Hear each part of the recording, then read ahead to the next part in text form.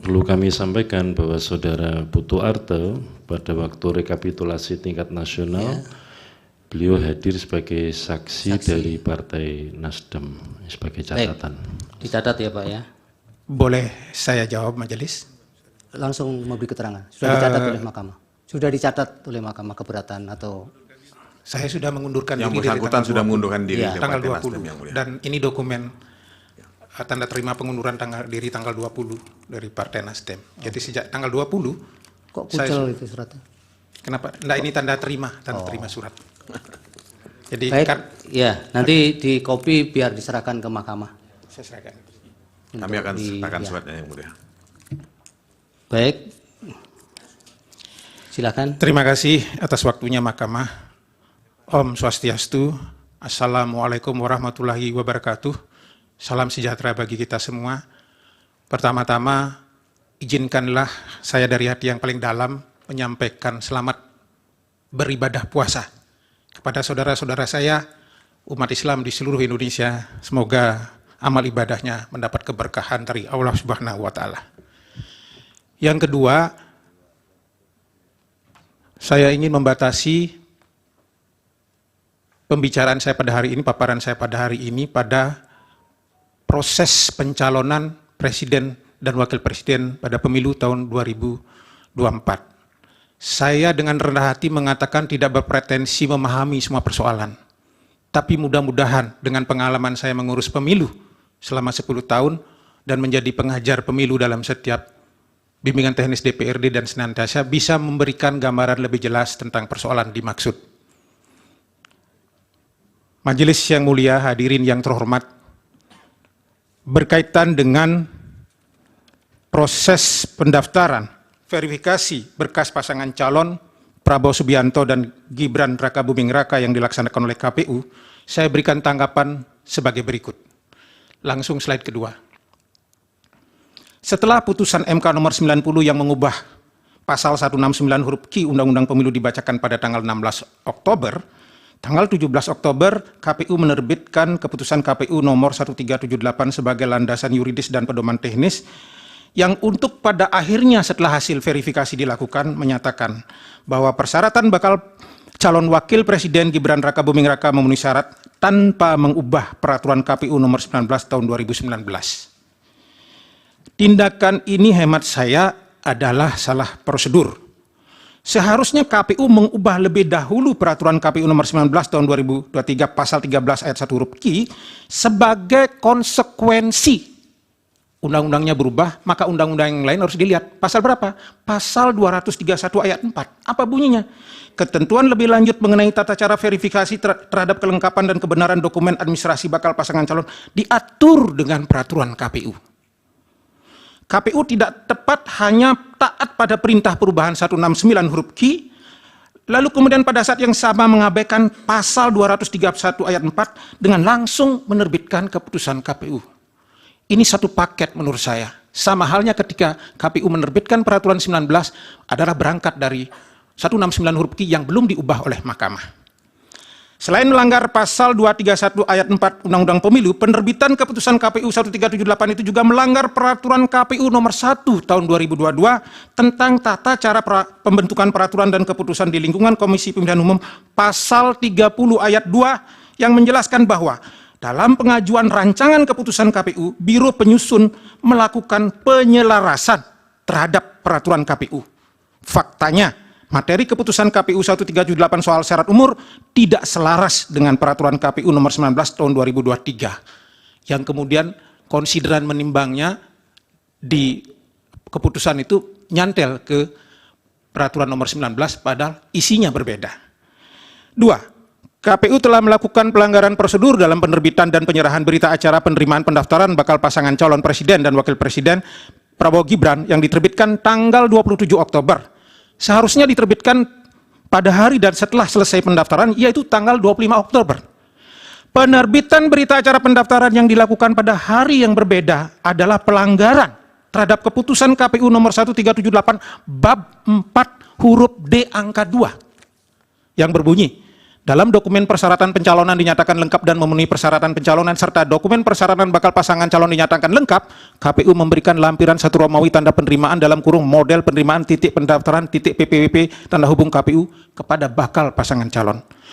Kewajiban KPU memberikan tanda penerimaan pendaftaran pada hari yang sama bagi pasangan calon yang pemenuhan syarat pencalonan dan atau syarat calon belum lengkap berdasarkan keputusan KPU 1378 bab 4 huruf D angka 4, bakal pasangan calon wajib melengkapi dan mendaftar kembali pada masa pendaftaran yaitu tanggal 19 sampai tanggal 25. Ini bermakna apa? Apabila tanda penerimaan pendaftaran diberikan setelah habis masa pendaftaran dan ternyata kemudian salah satu dokumennya belum lengkap, maka hilanglah hak bakal pasangan calon untuk bisa mendaftar kembali dan melengkapi pada tanggal 25 itu. Itu ininya, kunci dari persoalan masalah berkas tadi. 3. Dalam rentang waktu di antara tanggal 25-28 Oktober 2023 pada masa pendaftaran dan verifikasi berkas pasangan calon Prabowo Gibran, KPU seharusnya mengirim surat pemberitahuan hasil verifikasi dokumen syarat pencalonan dan persyaratan calon, khususnya poin tentang syarat umur minimal bakal calon presiden paling rendah 40 tahun dan menyatakan Gibran berdasarkan ketentuan peraturan KPU nomor 19 tahun 2003 pasal 13 ayat 1 huruf Q belum memenuhi syarat. Lalu selanjutnya bakal pasangan calon memiliki kesempatan melakukan perbaikan berkas mengacu pada ketentuan peraturan KPU 19/2023. Namun langkah ini tidak dilakukan oleh KPU karena dalam tahapan ini sekali lagi keputusan KPU nomor 1378 tidak tepat dipakai sebagai alas hukum. 4. Tindak lanjut pertimbangan hukum putusan MK yang menyatakan bahwa putusan ini mulai berlaku pada pemilihan umum presiden dan wakil presiden tahun 2024 seharusnya tetap direspon oleh KPU dengan prosedur tahapan mekanisme perundang-undangan yang berlaku tanpa mengabaikan, menihilkan atau mengurangi urutan-urutan prosedur sebagaimana ditentukan oleh peraturan perundang-undangan. Bahwa atas tindak lanjut yang prosedural sesuai dengan mekanisme dan peraturan perundang-undangan, ternyata peraturan KPU hasil perubahan baru bisa diundangkan misalnya setelah selesai pencalonan. Bukanlah ranah dan tanggung jawab KPU untuk dipersalahkan apabila ada orang per orang yang tidak dapat mendaftar sesuai dengan putusan MK nomor 90. Wewenang KPU adalah menindaklanjuti putusan MK sesuai dengan tahapan, waktu, dan prosedur sebagaimana diatur dengan peraturan KPU nomor 1 tahun 2022 tentang tata cara pembentukan peraturan dan keputusan di lingkungan Komisi Pemilihan Umum. Sebagai perbandingan, Majelis Hakim yang mulia, dapat diuraikan kebijakan dan sikap KPU dalam menindaklanjuti putusan Mahkamah Agung nomor 28P/Hum/2003 dalam perkara uji materi terpidana politik. Putusan keluar tanggal 29 September, tapi perubahan peraturan KPU-nya baru keluar tanggal 12 Februari. Sangat jauh dan proses pencalonan sudah selesai. Pencalonan anggota DPR. 5. Dewan Kehormatan Penyelenggara Pemilu pada putusan nomor 135 dan seterusnya menyatakan bahwa KPU terbukti melanggar kode etik, pasalnya tidak saya sebutkan lagi. Pemicu pelanggaran etik itu adalah prosedur yang dilakukan dalam proses pendaftaran, verifikasi, dan penetapan pasangan calon Gibran yang tidak berkepastian hukum, tidak profesional, dan melanggar prosedur yang ditetapkan dalam peraturan perundang-undangan. Jadi kalau boleh saya konstruksikan, idealnya ketika bicara prosedur ini, undang-undang muncul, maka peraturan KPU nomor 19 muncul, maka harus keluar juknis majelis yang berangkat dari peraturan KPU 19 ini. Kapan? Karena pendaftaran tanggal 16, pengumuman pendaftaran tanggal 16, paling manis 1 minggu sebelumnya, agar bisa disosialisasikan dengan stakeholder. Ini kerangka hukumnya. Nah kemudian begitu ada putusan MK nomor 90 tanggal berapa? Tanggal 17, KPU sudah benar menindaklanjuti. Kemudian ada rapat-rapat perancangan keputusan, kemudian konsultasi, kemudian harmonisasi, kemudian minta legalisasi Kementerian Hukum dan sudah benar. Sampai kemudian keluarlah peraturan KPU pada tanggal 3. Namun yang tidak match-nya itu adalah kok tiba-tiba nyelonong SK KPU 1378 ini, cantelannya ke 19. Ini yang nggak match itu. Jadi maksud saya kalau coba bercanda sedikit, ini kan sebetulnya anak tiri yang coba dikawinkan ke peraturan 19 sebagai ibu kandung gitu. Padahal ibu kandungnya 1378 ini ada di tanggal 3 November. 3 November. Jadi setelah tanggal 3 November begitu peraturan KPU 23 itu keluar, barulah keluar keputusan KPU yang 1378 itu karena turunan dari perubahan putusan MK. Artinya apa? Untuk pengantar sudah cukup, Pak. Ya, Pendalaman tanya jawab dari pihak-pihak. 1 menit saja. Silakan. setengah menit 1 menit ya. Ya. Mengakhiri keterangan ini saya ingin menegaskan 2 hal. Pertama, sebagai mantan penyelenggara pemilu, saya tetap menaruh rasa hormat, apresiasi, dan empati kepada jutaan penyelenggara pemilu di seluruh Indonesia yang sudah mendedikasikan tenaga dan pikirannya untuk bangsa dan negara. Yang kedua, semoga pandangan kritis saya hari ini bisa memperbaiki kehidupan demokrasi dan pemilu kita di masa depan, jauh dari syahwat pikiran orang per orang yang tidak memiliki rasa malu. Terima kasih. Wassalamualaikum warahmatullahi wabarakatuh. Baik. Om, Santi Om. Baik, Pak Putu, dari kuasa hukum pemohon ada. Ada yang mulia. Silakan. Terima kasih yang mulia. Saya hanya sedikit saja setelah mendengar paparan dari saudara Putu, saudara ahli, saya menangkap ada deviasi, ada penyimpangan. Tadi disebutkan misalnya karena PKPU nomor 19 tahun 2003 belum diubah. Seharusnya berkas yang disampaikan kepada KPU itu mesti dikembalikan. Betul. Ini menurut ahli. Nah, kalau itu memang menjadi best practices, pengalaman-pengalaman yang dilakukan atau dialami selama Anda bekerja di KPU, ya, apakah ahli bisa memberikan juga penjelasan atau contoh, ya, apa yang dilakukan sebelum kita dihadapkan pada persoalan, ya, pendaftaran pencalonan saudara Gibran ini, ya, sebagai perbandingan supaya kita bisa tahu best practices seperti apa yang dilakukan di KPU. Mohon dipertajam yang terakhir tadi. Enggak, saya hanya ingin, karena ada deviasi, saya ingin minta, ya, Anda menjelaskan pengalaman KPU berdasarkan pengalaman empirik Anda di KPU, ya, mengenai best practices ini supaya kita bisa melihat begini loh urutan-urutannya, kronologisnya begini, ini sejarahnya, pengalaman empiriknya seperti ini di KPU. Jadi kita punya pemahaman yang lebih clear, lebih jelas, ya, lebih jernih, ya. Itu aja, terima kasih. Terima kasih. Satu lagi yang mulia, ada dari kolega saya, saudara Sira Prayuna. Silakan, Pak Sira. Terima kasih yang mulia.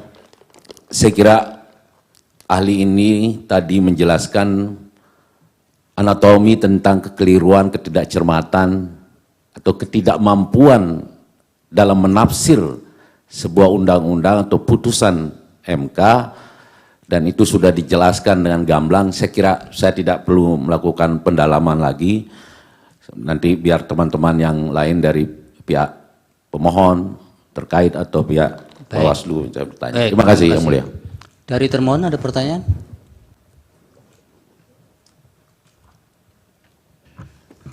Terima kasih majelis. Saudara ahli, sekiranya saudara membaca amar putusan Mahkamah Konstitusi nomor 90,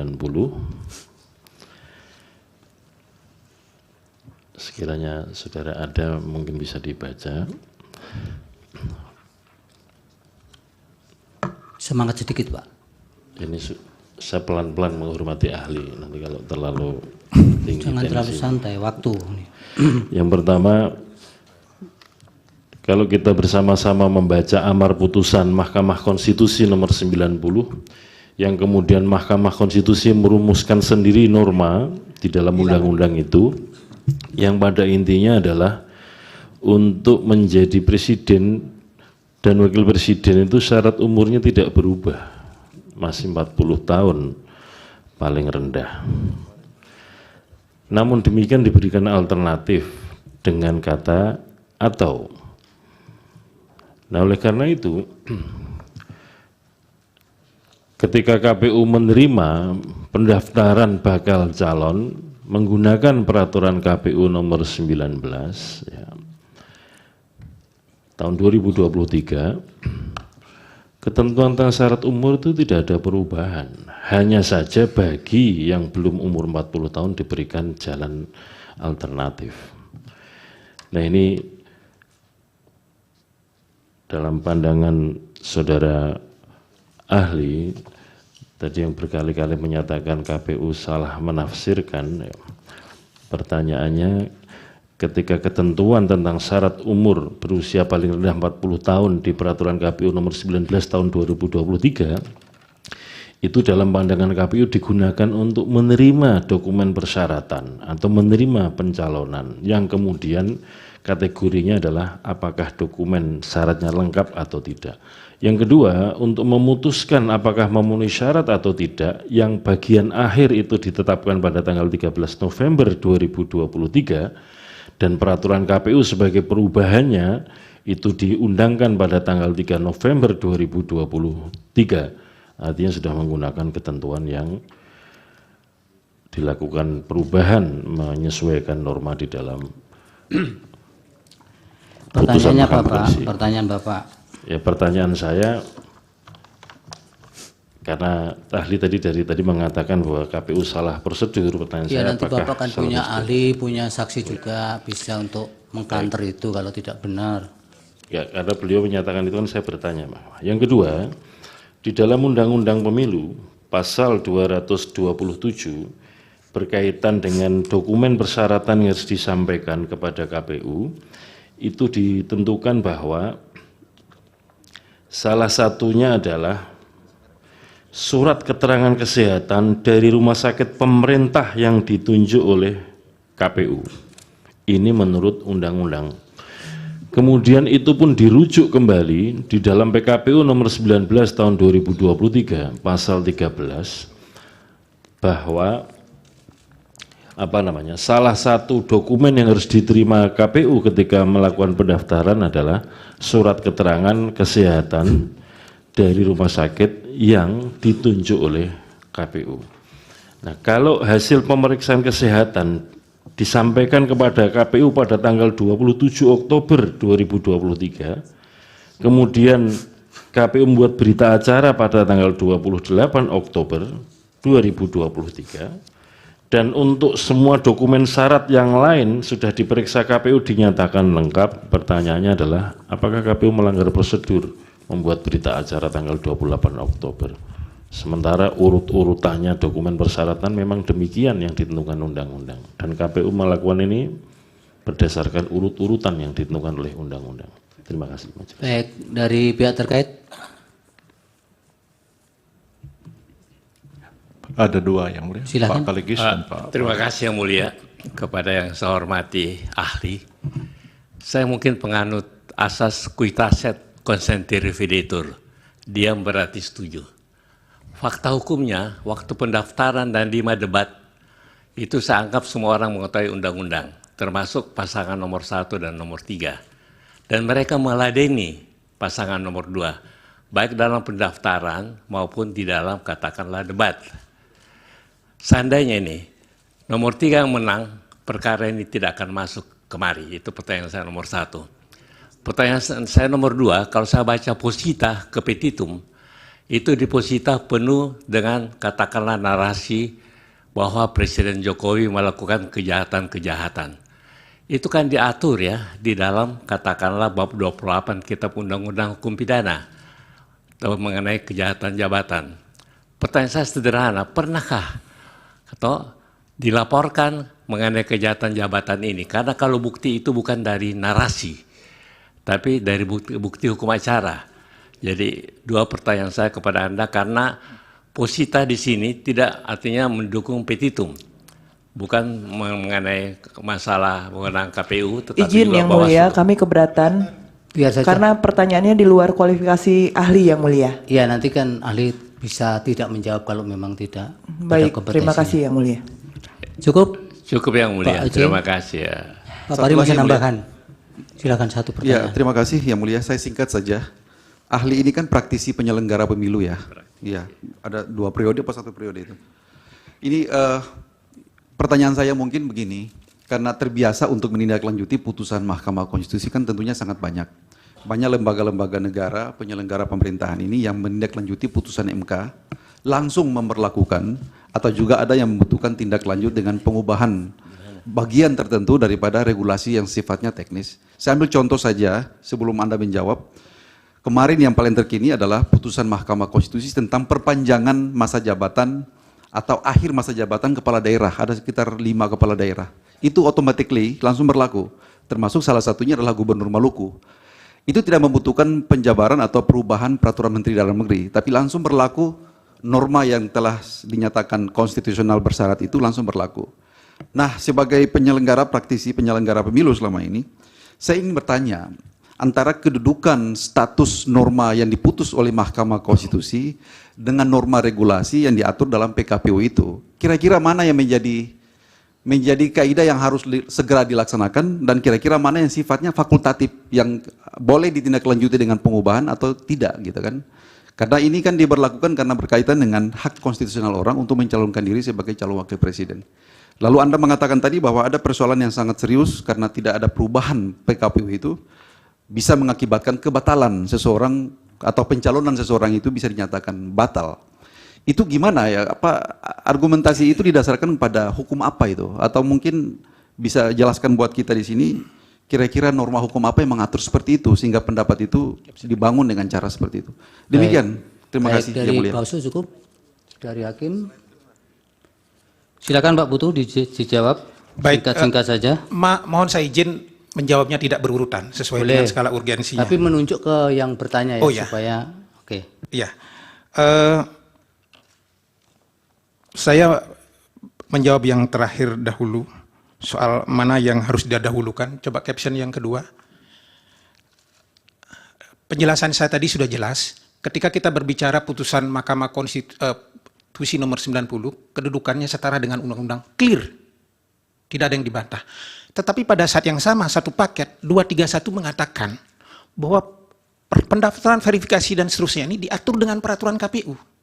Mari kita kemudian tidak usah melihat putusan 90, ketika undang-undang ini belum diubah, bukankah kemudian peraturan KPU yang menjadi dasar pelaksanaan dimaksud, baru kemudian surat keputusan. Ini urutan-urutan prosedurnya. Nah, hampir semua langkah-langkah KPU dengan urutan-urutan semacam itu. Karena apa? Karena regulasi KPU ada namanya peraturan KPU nomor 1 tahun 2020 tentang tata cara pembentukan peraturan perundang-undangan yang mengatur soal itu. Bahkan di masa saya, karena kebetulan di situ waktu itu belum ada konsultasi, tanggal 6 Juli putusan MK soal KTP boleh masuk. Malamnya langsung keluar peraturan KPU. Bukan surat keputusan KPU, bukan surat edaran. Peraturan KPU langsung diubah dan 9 Juli bisa dieksekusi.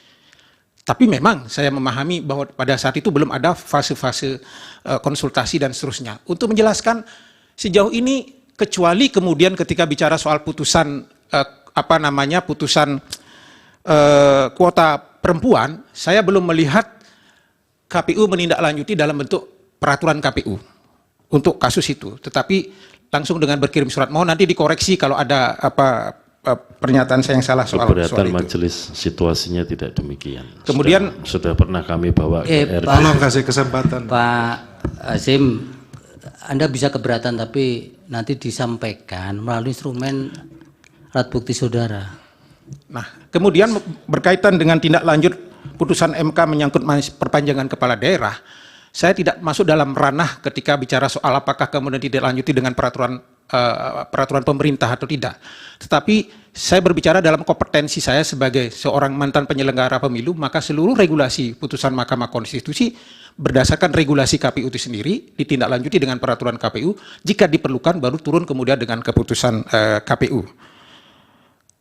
Kemudian menyangkut masalah termohon berkaitan dengan pertanyaan soal berita acara tanggal 28, saya mungkin masuk dulu dengan berita acara tanggal 27 yang saya sebutkan sebagai sesuatu yang salah. Kenapa? Kalau kemudian argumentasinya bahwa tanggal 26 itu baru pemeriksaan kesehatan, tanggal 27 baru diberikan tanda terima, maka itu tadi saya sampaikan di pas angka 4 bab 4 huruf D, hak pasangan calon manakala misalnya kemudian ada yang tidak lengkap menjadi kemudian hilang gara-gara tidak bisa mendaftar kembali pada masa pendaftaran sampai tanggal 25. Itu yang pertama. Yang kedua di angka 5-nya bab 4 huruf D angka 5 itu ternyata mungkin karena tidak detail membaca, praktek di lapangan salah, dikecualikan untuk syarat kesehatan. Jadi artinya ketika tanggal 25 itu, tanggal 19 itu memberikan berkas, lengkap tidak berkas, ya sudah kasih berita acara. Bahwa di situ tidak ada syarat kesehatan, itu dikecualikan. Dikembalikan. Itu muncul itu di angka 5. Bahwa dikecualikan untuk syarat kesehatan. Karena betul, setelah itu akan ditindaklanjuti dengan pemeriksaan kesehatan di rumah sakit.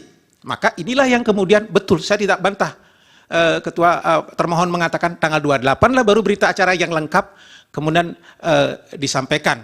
Apalagi kalau tanggal 28 itu sudah dilakukan verifikasi kebenaran dokumen, semuanya benar, memenuhi syarat, disampaikan. Tetapi benar juga bahwa tanggal 19, tanggal 25 itu hanya lengkap, ada apa tidak. Sehingga kalau ada yang orang mengatakan juga bahwa pada saat itu KPU sudah harus menolak Gibran, ya enggak juga. Harus diterima dulu, betul. Terima dulu Gibran. Nah, tapi karena alas hukumnya pasal peraturan KPU 19, setelah dilakukan verifikasi pada masa coba nomor ini pada masa slide pertama. Nah, ini ada masa pemberitahuan hasil verifikasi dokumen pasangan calon. Ini antara tanggal 23 sampai tanggal 29 ya. Nah, inilah baru diberikan pasangan calon. Oh, ternyata Mas Gibran, mohon maaf, ini sesuai dengan peraturan KPU nomor 19, ini tidak memenuhi syarat loh. Belum cukup ini. Dikembalikan untuk diperbaiki. Maka tahapan-tahapan berikutnya nanti pasangan calon akan mengganti pasangan calon kalau ternyata peraturan KPU-nya belum berubah. Nah, celakanya kemudian coba dilihat slide kedua. Nah, ini. Pada saat KPU menetapkan peraturan KPU nomor 23 tahun 2023 yang mengadopsi putusan MK, maka seluruh fase pendaftaran, verifikasi, dan pengembalian berkas sudah selesai yang menjadi ranah di putusan peraturan KPU nomor 19. Ini ranahnya. Jadi semuanya sudah selesai di situ. Baru kemudian begitu menyangkut masalah nanti penggantian calon, kalau ada yang kemudian harus diganti calonnya, verifikasi baru dan seterusnya, baru dia masuk ranah peraturan KPU nomor 23. Jadi dengan penjelasan saya, itu saya ingin mengatakan bahwa memang Gibran itu harus dikembalikan berkasnya pasangan calon. Ini belum memenuhi syarat loh. Tidak di depan, tapi pada saat masa perbaikan berkas. Saya kira itu jawaban saya, mudah-mudahan sudah bisa menjawab semuanya. Kalau misalnya ada yang belum. Dari Pak Mulya tadi belum, best practice tadi. Ya, best practice tadi saya sudah sampaikan, sebetulnya secara implisit sudah penjelasan saya tadi sudah berurutan itu menjelaskan. Mencakup itu. Betul, mencakup itu bahwa pendaftaran, kemudian verifikasi dan terima kasih kalau begitu Pak Putu atas keterangannya, mudah-mudahan bermanfaat untuk Mahkamah Konstitusi. Terima kasih, saya mohon pamit. Om Santi Om. Wassalamualaikum warahmatullahi wabarakatuh. Waalaikumsalam.